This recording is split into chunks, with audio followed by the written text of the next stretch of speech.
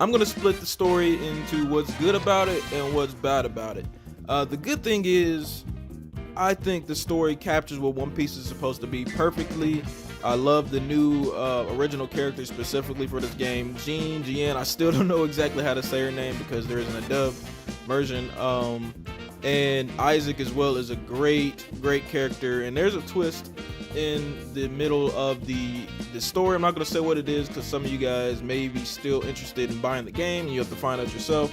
But I think these new characters and what the story is, I believe it just captures One Piece completely. In the past, this definitely could have been a maybe even like a filler arc or something that could have been added into anime or something.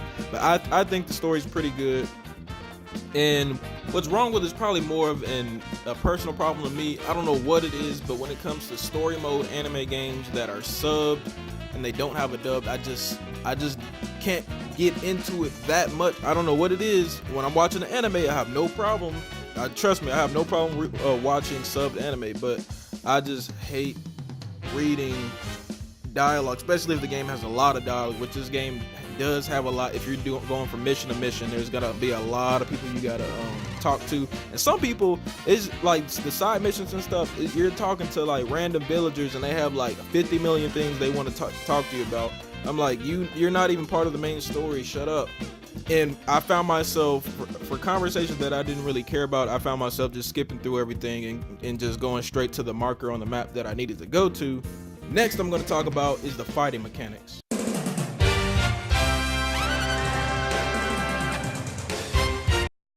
Alright, so when it comes to the fighting mechanics, guys, when I very first touched the game, and I think I mentioned it in one of my streams, I said that the fighting mechanics kind of felt stiff and I didn't really have full control over Luffy, but I gave it time because I didn't have all the newer abilities, and I was thinking maybe it will feel a lot more fluent once I get his abilities and his haki attacks and all of the traversal abilities. Just to name a few, I have the elephant Gatling gun, I have the bazooka, I believe it was the Conqueror's Haki move, I have just a bunch of moves, a lot more moves than I did when I first started. And I was thinking it was going to get a lot more fluent as the game went on, and I was sadly mistaken. That was not the case. The game still feels pretty clunky, and what really pissed me off with this game is that when you knock down an enemy, you can't continue to pummel them and beat their ass. You have to wait for them to get back up, which is a big problem when it comes to fighting a mob of enemies. Because if you're fighting, let's say 5 people at a time, and they all have guns on them, you hit one or two at a time, and then they get knocked down, and you can't just continue to pummel them so you can take them out and then proceed with the other people. No, you have to take somebody out. Maybe they fall down, they still have health. Then you move on to the next person. They fall down. Next person, they fall down. You go back to other people, try and finish them off, and then you gotta. It's just stupid. Most games, if you're in a combo, they're not just gonna in the middle just fall down and you have to wait for them to get their ass back up. No. That's probably the stupidest thing ever. And another thing about the fighting mechanics in this game, man, those Marines are some snipers. It doesn't matter how far away from you that you are. If you are in their sights, you're getting shot. If you jump, if you think you're doing something by jumping or dodging, no, you're still going to get shot. If you launch off a building and you think you're getting away, no, you're still going to get shot. It's crazy. I don't know who. Maybe the Marines know how to curve bullets or some shit. I have no clue, but it's really stupid. I don't know why they gave freaking the Marines the ability to be dead shot and they just don't miss a shot. I really don't get it. There was no way in a fight you don't get hurt. You're gonna get hurt if there's a lot of enemies in an area. It's stupid, guys. It really is stupid. I still haven't unlocked Gear 4th, which is probably the thing I was looking forward to the most. but with the mechanics and the way they're set up, I really can't see myself having that much more fun even with the new form. But yeah, guys, I'm just looking back and seeing how hype I was for this game. It's just Bandai. That's all I gotta say.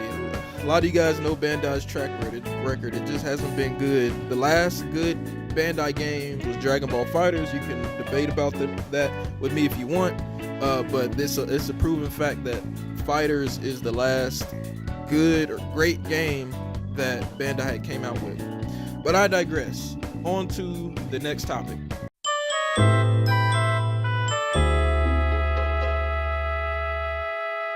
All right, so I'm not even gonna spend a lot of time on this, man. I thought this game had a lot of depth, and it has all the tools. It definitely does for an RPG, like RPG-ish open world game. It definitely has the tools. You can get items and you can upgrade your skills. But I'm gonna keep it completely honest with you guys. You don't need that. You really don't need that. I have not upgraded. Well, I have upgraded my item once from when I started, and I just been going through the story. Sure, it helps to have a craftable item that boosts your stats, but honestly, you really don't need any craftable items. You don't need your crew. That's basically what it boils down to. You don't need the Straw Hat crew, and it's crazy because Luffy depends on his friends to help him with things. In the game, they do give you things, but it doesn't matter. You don't need them. You don't need them at all. It's crazy. I think they just didn't need that whole crafting development thing in general. It was just something extra to throw out there and make it seem cool and make it seem like this game had a lot more going for it than it did. To be honest with you guys, and that's about it. I didn't want to make this video too long. I just wanted to give you guys my 100% truth and honest opinion about this game, especially since I hyped this game up so much. I thought it was gonna be a good start for Bandai to get their together, but that was not the case with this game. But yeah, man, One Piece World Seeker gets a 6 out of 10 from me. You guys let me know what you guys think about the game. Hey, the story captures what One Piece is supposed to be about. Fighting mechanics are definitely watered down, and they are not what they seem. And the crafting development is just straight up bullshit, y'all. Just keeping it real with you.